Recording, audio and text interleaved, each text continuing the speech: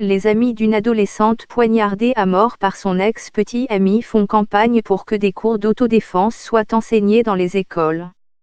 Ellie Gould, 17 ans, a été tuée par Thomas Griffey qui a été emprisonné à vie pour son meurtre en novembre. Son ami Tilta Offan a déclaré que si Ellie avait juste connu la technique la plus simple pour le contenir, elle serait encore en vie. Il a dit qu'il avait l'intention de soulever l'idée au Parlement et a déclaré que si la légitime défense était enseignée dans les écoles, alors un meurtrier potentiel réaliserait qu'il aurait trouvé sa correspondance. Griffey, 17 ans, a admis avoir poignardé Ellie à plusieurs reprises dans le cou lors d'une attaque frénétique en mai avant d'essayer de faire croire que ses blessures étaient auto-infligées.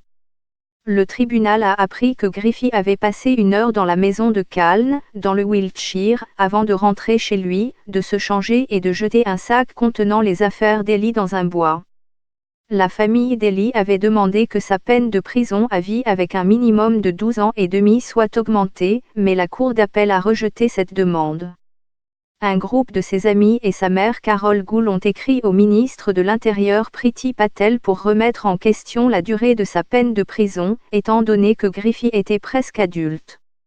Ils ont également écrit au ministre d'État à l'Éducation Nick J pour demander que la légitime défense soit rendue obligatoire. Les amis d'Ellie ont également demandé plus d'éducation sur les relations saines et les signes avant-coureurs d'un contrôle coercitif. C'est pourquoi je pense que l'autodéfense est une chose si importante qui doit être introduite dans notre système scolaire car elle pourrait donner à une victime potentielle une chance d'échapper à son agresseur, a déclaré son ami Tilta. Quand Griffey sortira après ses 12 ans de prison, il aura une seconde chance de vivre et une toute autre vie à recommencer et notre Ellie ne le fera pas à cause de ses actes. Avec nous qui faisons pression pour que les cours d'autodéfense fassent obligatoirement partie de l'éducation physique, nous aimons l'idée que nous préservons et aidons à protéger d'autres jeunes, des personnes vulnérables.